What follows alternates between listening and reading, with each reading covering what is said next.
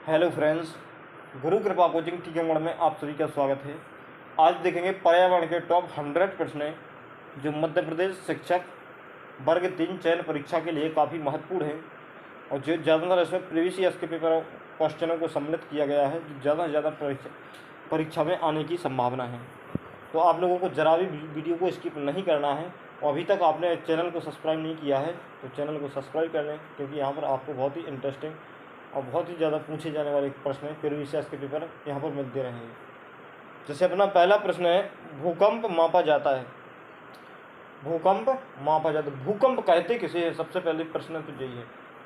भू का अर्थ होता है भूमि और कंप का अर्थ है कंपन। जो पृथ्वी का जो कंपन होता है उसी को क्या कहते हैं? भूकंप कहते हैं। और पृथ्वी के कंपन को कैसे मापा जाता है? रेक्टर पैमाने से मापा जाता है। किससे?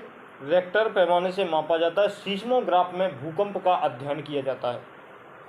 भूकंप की तीव्रता को रेक्टर पैमाने से मापा जाता है और जो सीस्मोग्राफ होता है ना, सीस्मोग्राफ में भूकंप का अध्ययन किया जाता है। नेक्स्ट जो प्रश्न है, जैसे भोपाल गैस त्रासदी का कारण था। जो सन 1984 में भोपाल गैस त्रासदी हुई थी, गैस का रिसाव हुआ था, तो उसमें कौन सी गैस का मतलब रिसाव हुआ था? क्या कारण बने थे? वहाँ पर आज दिन भी इतना प्रदूषण है, इस गैस के कारण लूले लंगड़े अपंग आज दिन भी पैदा होते हैं। और ये ज़्यादातर पृथ्वी से थोड़ी ही सतह से थोड़ी ही ऊंचाई पे चल रही थी। जो व्यक्ति सो रहे थे वो तो बढ़िया थे, उन्हें कुछ नहीं हुआ था, और जो चल फिर रहे थे उनकी मृत्यु हो गई थी ज़्यादातर। तो भोपाल गैस त्रासदी में कौन सी गैस का रिसाव हुआ था? तो मिथाइल आइसोसाइनेट इसका राइट आंसर हो जाएगा। कौन सी? Methyl isocyanate. मिथाइल आइसोसाइनेट जो 1984 में, आज से करीब कम से कम 40 साल पहले की दुर्घटना की जो बात है, और 40 साल से आज दिन भी वहाँ पर प्रभाव दिखाए हुए है। आज दिन भी वहाँ पर अपना प्रभाव दिखाए हुए कि आज दिन भी लूले लंगड़े अपंग उस वहाँ पर पैदा होते हैं। क्यों?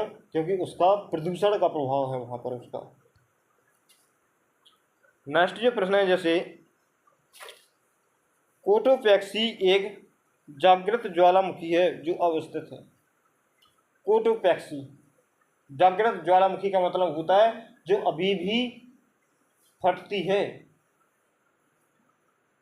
अभी भी ज्वालामुखी विस्फोट होता है। यहाँ पर जो कहाँ पर अवस्थित है, जो जागृत ज्वालामुखी कहाँ पर अवस्थित है? तो इसका जो राइट आंसर है एंडीज में है। जो एंडीज पर्वतमाला है ना, वहीं पर ये स्थित है, एंडीज में। कहाँ पर है? एंडीज में। जागृत जो कोटोपैक्सी एक जागृत ज्वालामुखी है, वो कहाँ पर है? एंडीज इसका राइट आंसर हो जाएगा। नेक्स्ट जो प्रश्न है, जैसे अपना ग्रेसर का संबंध किस क्रिया से है? ग्रेसर का संबंध किस क्रिया से है? ग्रेसर का संबंध किस क्रिया से है? तो ग्रेसर का संबंध ज्वालामुखी से। किससे है? ज्वालामुखी से संबंधित है ग्रेसर का। ग्रेसर का संबंध किससे है? ज्वालामुखी इसका राइट आंसर हो जाएगा। नेक्स्ट जो प्रश्न है, जैसे बना भारत सरकार ने आपदा प्रबंधन एक्ट कब लागू किया था? एक्ट मतलब कानून बनाया था।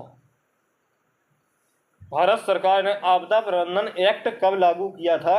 जो लागू किया था 23 दिसंबर 2005 में। आपदा प्रबंधन के लिए एक कानून बनाया गया था। वह कानून कब बना था? तो 23 दिसंबर 2005 में बनाया गया था। कब बनाया गया था? आपदा प्रबंधन एक्ट यानी आपदा प्रबंधन कानून कब बनाया गया था? तो 23 दिसंबर 2005 को बनाया गया था। याद रखना जी। आपदा प्रबंधन, आपदा जानते हो जो प्रकृति के द्वारा घटित होती हैं, जैसे मान के भूकंप है, जो क्या प्राकृतिक आपदा के अंदर, जो प्राकृतिक है या मानवकृत आपदा कोई भी हो सकती है। जैसे पहले मैं नंबर बता रहे हैं, प्राकृतिक आपदा जो प्रकृति के द्वारा घटित होती है, जो अचानक से घटित हो जाती है, जैसे भूकंप हो गया, ज्वालामुखी हो गया, और इससे बादलों का फटना हो गया, बिजली का गिरना हो गया। बिजली के गिरने से कई लोगों की मौत हो जाती है कि नहीं, सुना है जी। और इसके बाद में जैसे मान के चलो, जैसे बाढ़ों का आना, ये क्या है? प्राकृतिक आपदा है। अब जैसे मानवकृत आपदा कौन सी है? जैसे परमाणु विस्फोट हो गया, ये क्या मानवकृत आपदा है। और भी जैसे कई, जैसे मान के चलो, और सड़क दुर्घटना हुई, तो ये क्या है, मानवकृत आपदा है। क्या है, मानवकृत आपदा है। तो भारत सरकार ने आपदा प्रबंधन एक्ट यानी आपदाओं के लिए कानून कब बनाया था? तो 5 दिसंबर 2005 को, सॉरी 23 दिसंबर 2005 को बनाया था। कब बनाया था? 23 दिसंबर 2005 को बनाया था। नेक्स्ट जो प्रश्न है, जैसे भूकंप मापने वाला यंत्र को क्या कहते हैं?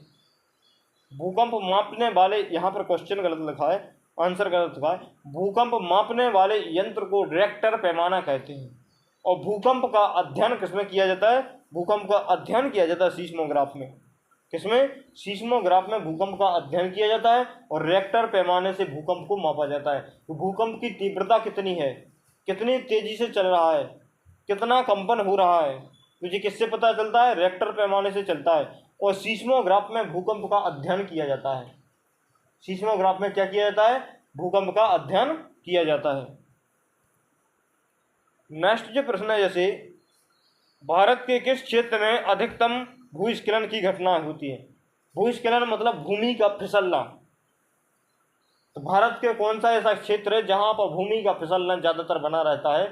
तो बात करेंगे तो हिमालय का क्षेत्र है, यहाँ पर भूस्खलन ज़्यादातर बना रहता है, भूमि का फिसलना ज़्यादातर बना रहता है, क्योंकि हिमालय पर्वत कैसा ऊंचाई है उसकी, और ज़्यादातर यहाँ पर क्या बर्फ़ जमी रहती है। और बर्फ़ का यदि नीचे का हिस्सा, जैसे मान के चलो बर्फ़ पिघल गई, तो ऊपर का क्या गिरेगा कि नहीं? तो भूमि का फिसलना ज़्यादातर कहाँ पर बना रहता है? तो हिमालय। ध्यान रखना कि या कभी कभार राज्य भी दे देगा, जैसे कुछ उत्तरी या दक्षिणी भारत के राज्य दे दिए, और कुछ उसने उत्तरी भारत के राज्य दे दिए, जैसे हिमाचल प्रदेश बोल दिया, जम्मू कश्मीर, जैसे मान के चलो एक उसने जैसे मान के चलो सिक्किम दे दिया, और बाकी दे दिया महाराष्ट्र, मध्य प्रदेश और इसके बाद छत्तीसगढ़। तो किस पे राइट आंसर लगाओगे? सिक्किम पे राइट आंसर लगाएंगे अपन, क्योंकि वो एक भारत का एक हिस्सा है, वो सॉरी हिमालय पर्वत का एक हिस्सा है। तो ज़्यादातर जो भूकंप बना रहेगा तो हिमालयी क्षेत्र में भूस्खलन ज़्यादातर बना रहता है। भूस्खलन कहाँ पर बना रहता है? हिमालयी क्षेत्र में बना रहता है, ना कि सतही क्षेत्र में बहुत कम भूस्खलन आते हैं। मध्य प्रदेश में किस तरह थोड़ी होगा भूस्खलन, क्योंकि यहाँ तो किसी प्रकार कोई पर्वत पठार इतने बड़े हैं नहीं, और सतही क्षेत्र में ये समस्या नहीं देखने के लिए मिलती हैं, और जहाँ पर पर्वतीय क्षेत्र है वहाँ पर ये समस्या देखने के लिए मिलती हैं।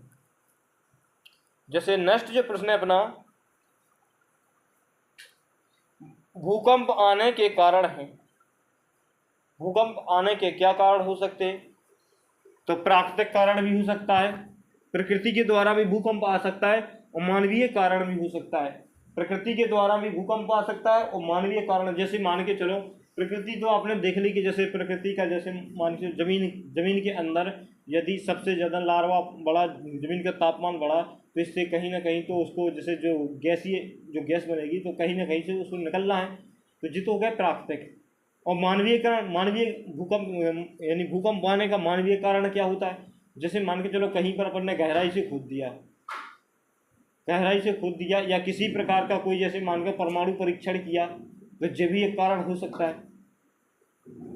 जैसे जो APJ अब्दुल कलाम थे, उस समय उन्होंने परमाणु परीक्षण किया था भारत में, जैसे भारत के राजस्थान में राजस्थान के पोखरण में परमाणु परीक्षण हो रहा था, और जाके पाकिस्तान में भूकंप आ रहा था। तो ये क्या है? एक मानवीय कारण है। क्या है? एक मानवीय कारण है। नेक्स्ट जो प्रश्न है, जैसे ज्वालामुखी की सक्रियता के अंतिम लक्षण माने जाते हैं। ज्वालामुखी की सक्रियता के अंतिम लक्षण क्या माने जाते हैं? तो धुआंरे इसका राइट आंसर हो जाएगा। क्या? धुआंरे इसका राइट आंसर हो जाएगा। नेक्स्ट जो प्रश्न है, जैसे अपना भूकंप के उद्गम केंद्र को क्या कहते हैं? भूकंप के उद्गम केंद्र को, जहां पर भूकंप आता है उसे क्या कहते हैं? जहां पर भूकंप आता है उसे क्या कहते हैं? तो भूकंप मूल कहते हैं। क्या कहते हैं? भूकंप मूल इसका राइट आंसर हो जाएगा। नेक्स्ट अपना क्वेश्चन है, जैसे भूकंप की ऊर्जा पर आधारित है। भूकंप की ऊर्जा पर आधारित कौन है? रिक्टर स्केल भूकंप की ऊर्जा पर आधारित होता है। जो भूकंप की जो ऊर्जा होती है इसी के आधार पर ये बताता है कि भूकंप की तीव्रता कितनी है। इसी के आधार पर क्या बताता है कि भूकंप की तीव्रता कितनी है, कितने तीव्र गति से भूकंप आ रहा है। नेक्स्ट जो प्रश्न है, जैसे भूकंप के दौरान भूकंप से उत्पन्न ऊर्जा को क्या कहते हैं? भूकंप के दौरान भूकंप से उत्पन्न ऊर्जा को क्या कहते हैं? तो इसका जो राइट आंसर हो जाएगा प्रतिस्थापन ऊर्जा कहते हैं। क्या बोलते हैं? प्रतिस्थापन ऊर्जा कहते हैं। नेक्स्ट जो प्रश्न है, जैसे सुनामी कैसा शब्द है? सुनामी कैसा शब्द है? तो इसका जो राइट आंसर हो जाएगा सुनामी जापानी शब्द है। कौन सा है? सुनामी एक जापानी शब्द है। ग्लेशियर का संबंध किस क्रिया से होता है? तो ग्लेशियर का संबंध ज्वालामुखी की क्रिया से होता है। किससे होता है? ज्वालामुखी की क्रिया, इसका राइट आंसर हो जाएगा। नेक्स्ट जो प्रश्न है, जैसे भारत में बाढ़ प्रभावित क्षेत्रों का प्रतिशत है। भारत में प्रति वर्ष कम से कम 12% क्षेत्र बाढ़ से प्रभावित रहता है। भारत में कम से कम 12% जो क्षेत्रफल है भारत का, जो किससे? बाढ़ से प्रभावित रहता है। नेक्स्ट जो प्रश्न है, जैसे आपदा शब्द की उत्पत्ति फ्रेंच में किस शब्द से हुई है? आपदा शब्द की उत्पत्ति फ्रेंच में किस शब्द से हुई है? तो इसका जो राइट आंसर हो जाएगा डिस्ट्रे से हुई है। किससे? डिस्ट्रे, इसका राइट आंसर हो जाएगा। नेक्स्ट जो प्रश्न है, जैसे परिवार से तात्पर्य माता पिता और बच्चों के संबंध की व्यवस्था है, यह कथन किसका है? तो जी किसका कथन है? क्लेयर, इसका राइट आंसर हो जाएगा। किसका? क्लेयर का यह कथन है। नेक्स्ट जो प्रश्न है, जैसे परिवार कितने प्रकार के होते हैं? परिवार कितने प्रकार के होते हैं? तो परिवार कितने प्रकार के होते हैं? परिवार 2 प्रकार के होते हैं। कौन कौन से? एक तो होता है संयुक्त परिवार, और संयुक्त परिवार के विघटन से कौन सा बनता है? एकल परिवार। तो एकल और संयुक्त परिवार होते हैं 2। कितने प्रकार के? परिवार 2 प्रकार के होते हैं। नेक्स्ट जो प्रश्न है, जैसे संयुक्त परिवार में कार्यकुशलता को किसके द्वारा बनाया जाता है? संयुक्त परिवार में कार्यकुशलता को किसके द्वारा बनाया जाता है? तो इसका जो राइट आंसर हो जाएगा कार्य विभाजन के द्वारा। किसके? कार्य विभाजन के द्वारा बनाया जाता है। किसके द्वारा बनाया जाता है? कार्य विभाजन के द्वारा बनाया जाता है। नेक्स्ट जो प्रश्न है, जैसे एकल परिवार से तात्पर्य है। एकल परिवार से तात्पर्य है, तो एकल परिवार किसे कहते हैं? परिवार जिसमें माता पिता एवं उनके क्या रहते हैं? बच्चे रहते हैं। और बच्चे भी होना चाहिए कैसे? अविवाहित, जिनका विवाह नहीं हुआ हो। तो उनके माता पिता और अविवाहित बच्चे जिस परिवार में रहते हैं उन्हें एकल परिवार कहा जाता है। और संयुक्त परिवार किसे कहा जाता है? जिसमें माता पिता चाचा चाची और ताऊ फूआ फूफा ये सभी लोग इसमें रहते हैं, उसे संयुक्त परिवार कहते हैं, जिसमें परिवार के बहुत से सदस्य रहते हैं। नेक्स्ट जो प्रश्न है, जैसे गोद लिया हुआ बच्चा किस परिवार का सदस्य माना जाएगा? गोद लिया हुआ बच्चा किस परिवार का सदस्य माना जाएगा? तो गोद लिए हुए परिवार का सदस्य माना जाएगा। जिस परिवार ने गोद लिया है उसी परिवार का सदस्य माना जाएगा। गोद जानते हो गोद लेना कैसा कहलाता है? जैसे मान के चलो कोई अनाथ आश्रम से, जिसके किसी के बच्चे ना हो, तो अनाथ आश्रम से बच्चे को ले लेते हैं, उसका पालन पोषण करते हैं, उसे अपनी प्रॉपर्टी का एक वारिस बनाते हैं, उसे अपनी प्रॉपर्टी का वारिस बनाते, उसे बोलते हैं गोद लिया हुआ बच्चा। और गोद लिया हुआ बच्चा जिस परिवार ने गोद लिया है उसी परिवार का सदस्य माना जाएगा।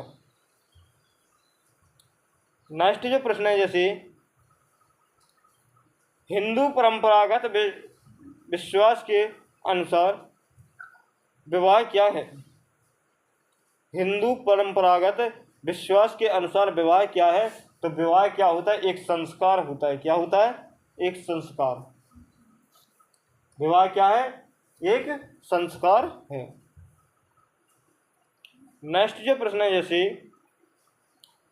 समरक्त संबंध का उदाहरण किस प्रकार के परिवार में परिलक्षित होता है? समरक्त संबंध का उदाहरण किस प्रकार के परिवार में परिलक्षित होता है? तो इसका जो राइट आंसर हो जाएगा एकल और संयुक्त परिवार में परिलक्षित होता है। किसमें? एकल और संयुक्त परिवार में परिलक्षित होता है। नेक्स्ट जो प्रश्न है, जैसे सामाजिक जीवन का क्या आधार है? सामाजिक जीवन का क्या आधार है? तो सामाजिक जीवन का आधार है अनुशासन, सहयोग और सहिष्णुता होता है। सामाजिक जीवन का क्या आधार होता है? तो अनुशासन, सहयोग और सहिष्णुता होता है। नेक्स्ट जो प्रश्न है, जैसे किसी परिवार को दर्शाया जाता है, परिवार को किससे दर्शाया जाता है? तो एक पारिवारिक वृक्ष से दर्शाया जाता है। परिवार को एक पारिवारिक वृक्ष के द्वारा दर्शाया जाता है। नेक्स्ट जो प्रश्न है, जैसे किस प्रकार की परिवार विश्व के सभी समाजों में पाए जाते हैं? तो नाभिक या एकल परिवार विश्व के सभी देशों में या विश्व के सभी समाजों में पाए जाते हैं। नाभिक या एकल परिवार ज्यादातर पाए जाते हैं।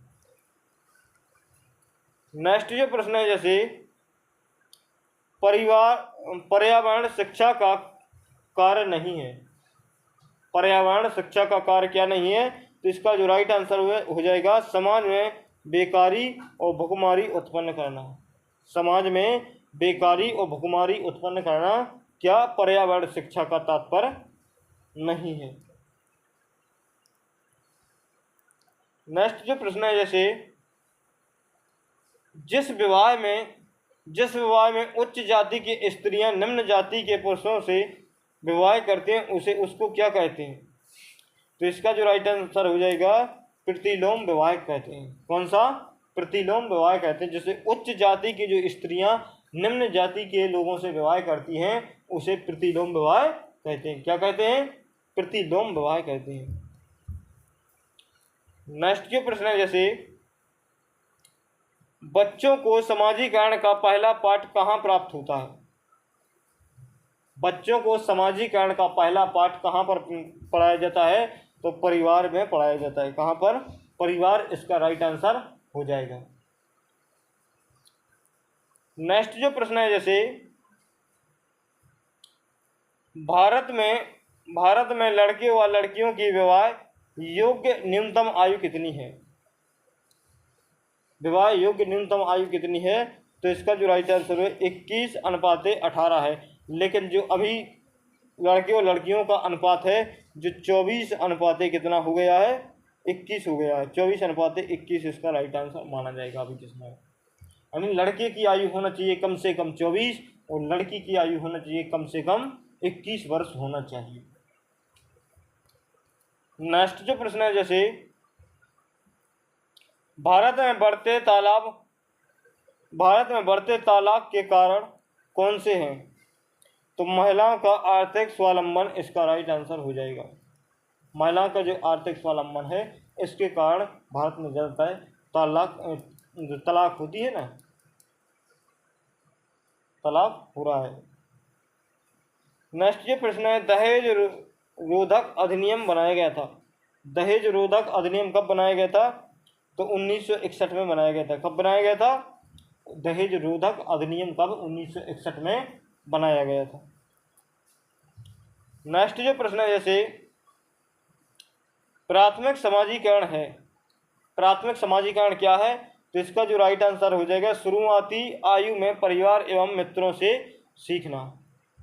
शुरुआती आयु में परिवार एवं मित्रों से सीखना क्या है? प्राथमिक समाजीकरण कहलाता है। क्या कहलाता है? प्राथमिक समाजीकरण कहलाता है। नेक्स्ट जो प्रश्न है, जैसे पारिवारिक संबंधों को मजबूत किया जा सकता है। पारिवारिक संबंधों को मजबूत किया जा सकता है तो इसका जो राइट आंसर हो जाएगा आपसी मतभेदों को दूर करके, और जो आपसी मतभेद हैं उनको दूर करके परिवार संबंधों को मजबूत किया जा सकता है।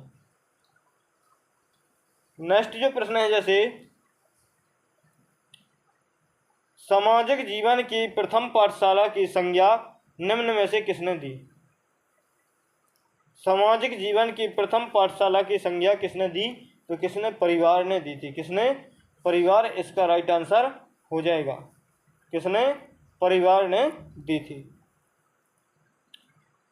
नेक्स्ट जो प्रश्न है, जैसे मानव हृदय वर्ग की खोज सर्वप्रथम किस वैज्ञानिक ने दी? मानव हृदय वर्ग की खोज किसने की थी, या डायरेक्ट जो भी आ सकता है। तो मानव हृदय वर्ग की खोज किसने की थी? लैंडस्टीनर ने की थी। मानव हृदय वर्ग की खोज किसने की थी? तो लैंडस्टीनर इसका राइट आंसर हो जाएगा। नेक्स्ट जो प्रश्न है, जैसे जिस परिवार में दादा दादी, चाचा चाची, ताऊ ताई, बुआ, माँ बाप और बच्चे रहते हैं उसे क्या कहते हैं? तो सभी लोग इसमें आ गए तो उसे क्या बोलेंगे? संयुक्त परिवार कहते हैं। क्या बोलेंगे? संयुक्त परिवार कहते हैं। नेक्स्ट जो प्रश्न है, जैसे आपसी संबंध का शाब्दिक अर्थ है। आपसी संबंध का शाब्दिक अर्थ क्या है? तो प्रत्येक परिस्थिति में एक दूसरे का साथ देना। प्रत्येक परिस्थिति में एक दूसरे का साथ देना क्या होता है? आपसी संबंध का शाब्दिक अर्थ होता है। नेक्स्ट जो प्रश्न है, जैसे एक परिवार के अधिक प्रचलन होने के क्या कारण हैं? एक परिवार के अधिक प्रचलित होने के क्या कारण हैं? तो इसका जो राइट आंसर हो जाएगा जनसंख्या, महंगाई और कलह की संभावना। इसका राइट आंसर हो जाएगा जनसंख्या, महंगाई और कलह की संभावना। इसका राइट आंसर हो जाएगा। नेक्स्ट जो प्रश्न है, जैसे निम्न में से एकल परिवार का गुण है। एकल परिवार का गुण क्या होता है? तो व्यक्ति के विकास के अवसर होते हैं। क्या होते हैं? व्यक्ति के विकास के अवसर होते हैं। नेक्स्ट जो प्रश्न है, जैसे संयुक्त परिवार का गुण नहीं है। संयुक्त परिवार का गुण नहीं है। संयुक्त परिवार का गुण कौन सा नहीं है? तो आलस्य का अभाव नहीं है। क्या? आलस्य का अभाव संयुक्त परिवार का गुण नहीं है। नेक्स्ट जो प्रश्न है, जैसे परिवार की परिकल्पना के पीछे आधारभूत तथ्य है। परिवार की परिकल्पना के पीछे आधारभूत तथ्य क्या है? तो इसका जो राइट आंसर हो जाएगा मानव का सामाजिक प्राणी होना। क्या है? मानव का सामाजिक प्राणी होना। इसका राइट आंसर हो जाएगा। नेक्स्ट जो प्रश्न है, जैसे निम्न में से परिवार किस प्रकार का संघ है? तो परिवार दैनिक आवश्यकताओं की युक्ति का संघ होता है। परिवार किस प्रकार का संघ माना जाता है?